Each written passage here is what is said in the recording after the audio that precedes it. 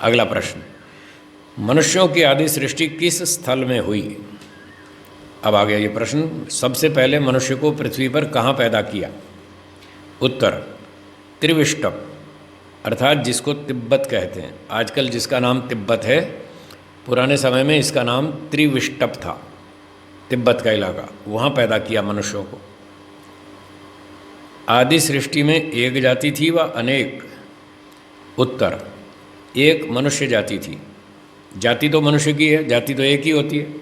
गाय, घोड़ा, कुत्ता, हाथी, मक्खी, मच्छर, ये जातियाँ हैं। जाति की परिभाषा लिखी है जो जन्म से मरण पर्यंत बनी रहे, बीच में नहीं बदलती। हाँ, जन्म से मरने तक जाति बीच में नहीं बदलेगी। आयु बदलेगी, भोग बदलेगा, जाति नहीं बदलेगी। तो मनुष्य जाति थी, मनुष्य बनाए सारे।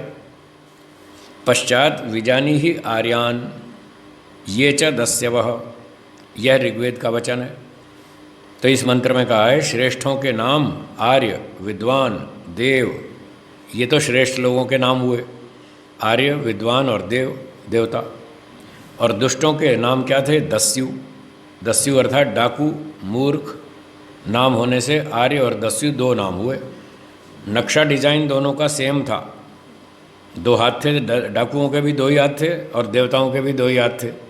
सर एक ही था, पाँव भी दो ही थे, नक्शा डिजाइन सेम था दोनों का।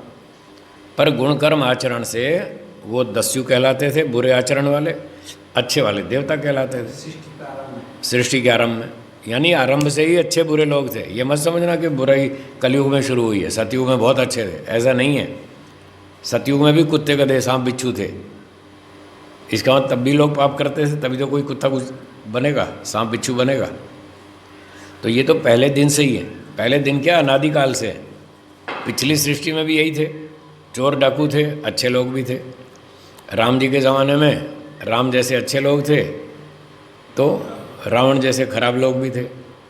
श्री कृष्ण जी के ज़माने में कृष्ण जी अच्छे थे तो कंस खराब था, अर्जुन आदि अच्छे थे तो दुर्योधन खराब था। तो अच्छे बुरे हमेशा ही होते हैं।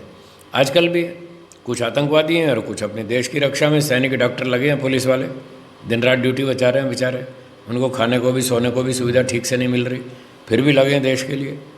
तो अच्छे बुरे लोग हमेशा होते हैं, पहले भी थे, आज भी हैं, आगे भी रहेंगे। कई लोग बड़ी टेंशन में रहते हैं, साहब देश बहुत बिगड़ गया है, दुनिया बहुत ख़राब हो गई है, पता नहीं कब सुधरेगी। तो मेरा आपसे हाथ जोड़कर निवेदन है, खामखा टेंशन में ना रहो। ये दुनिया सुधरने वाली नहीं है, उसकी चिंता मत करो। अपनी बात सोचो, हमें क्या करना, अपने को सुधार लो, वही बहुत है।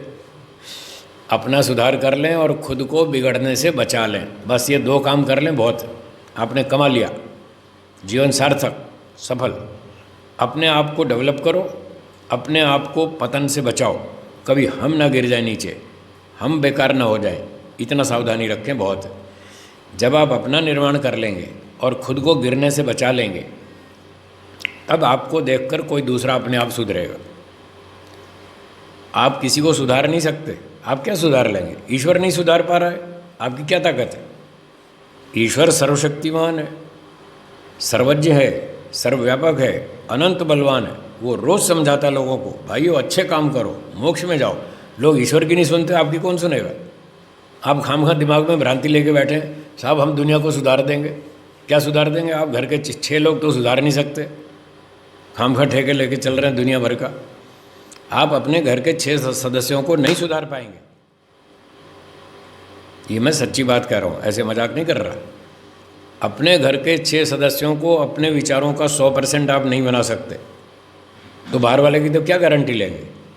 इसलिए टेंशन ना लें, पता नहीं दुनिया कब सुधरेगी, क्या होगा, उसकी चिंता मत करो। अपनी करो, अपने घर की चिंता करो।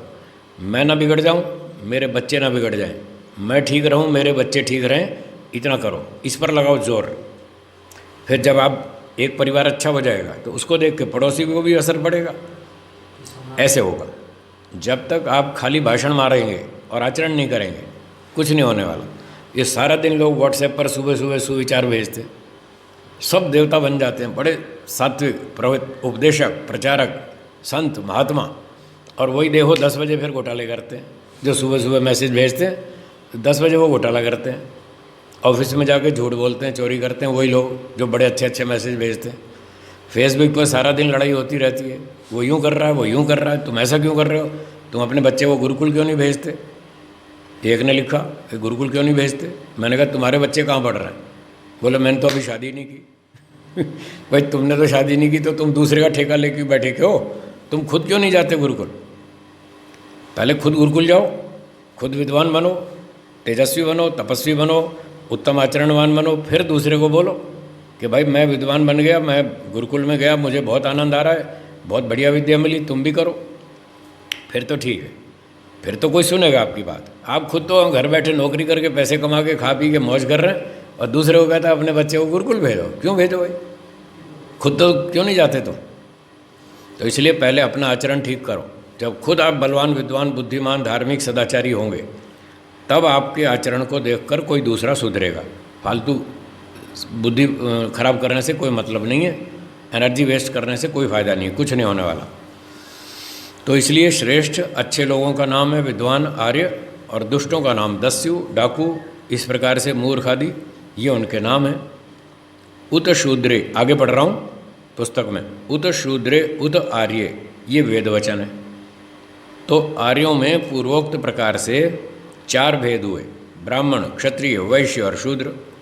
ये आर्यों के 4 विभाग हो गए। द्विज, विद्वानों का नाम आर्य और मूर्खों का नाम शूद्र। तो शूद्र मूर्ख को बोलते हैं। मूर्ख का मतलब उस दिन बताया था मैंने। मूर्ख का मतलब जो ब्राह्मण नहीं बन पाया, जो क्षत्रिय नहीं बन पाया, जो वैश्य भी नहीं बन पाया, बस शारीरिक श्रम कर सकता है, इतनी ही बुद्धि है, ज़्यादा नहीं है। रोटी बना देगा, सड़क बना देगा, ईंट पत्थर ला के ढो के रख देगा, झाड़ू पोछा कर देगा, इतनी अक्ल है, उसको मूर्ख कह रहे हैं। मूर्ख का मतलब ब्राह्मण नहीं बन पाया, वो मूर्ख। ना कि बिल्कुल अंगूठा छाप और बिल्कुल काखा भी नहीं आता और वो सारे काम बिगाड़ दे, वो नहीं, उसकी बात नहीं कर रहे। ये मूर्ख भी आर्यों में गिना जाता है। तो आर्य का मतलब, हाँ, आर्य शूद्र मतलब जो ठीक ठाक काम कर दे, उसका नाम आर्य शूद्र है।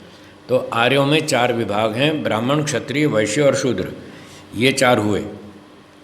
द्विज, विद्वानों का नाम आर्य और मूर्खों का नाम शूद्र, ये हुआ। और जो अनार्य हैं अर्थात अनाड़ी, वो जो चोर डाकू हैं, जो चोर डाकू टाइप के बेकार लोग थे, वो अनाड़ी हैं। उनको पहले अनार्य कहते थे, वो अनार्य से बिगड़ के अनाड़ी हो गया। हिंदी में अनाड़ी कहने लगे, संस्कृत में अनार्य, मतलब जिसका दिमाग ठीक नहीं है, चोरी डकैती करता है, उल्टे सीधे काम करता है। ये 4 जो व्यक्ति हैं, ब्राह्मण, क्षत्रिय, वैश्य, शूद्र, ये वेद के अनुसार काम करते हैं। ये आर्य हैं, वो वेद विरुद्ध काम करते हैं, वो अनाड़ी हैं। तो इस प्रकार से सृष्टि के आरंभ में बहुत से मनुष्य पैदा हुए, एक पुरुष एक स्त्री से नहीं, उससे दुनिया नहीं चलने वाली। तो कितने लोग थे, इस तरह के लोग थे जी। विद्वानों का नाम आर्य और मूर्खों का नाम शूद्र। हाँ, यहाँ तक ब्रेक लगाओ, यहाँ तक ब्रेक लगा दो। और जो चोर डाकू थे अनार्य, वो अनार्य हैं, वो आर्यों वाले काम नहीं करते, ईमानदारी से नहीं करते, वो अनार्य हैं अर्थात अनाड़ी। वो चोर डाकू दुष्ट लोग हैं, वो अनाड़ी हैं।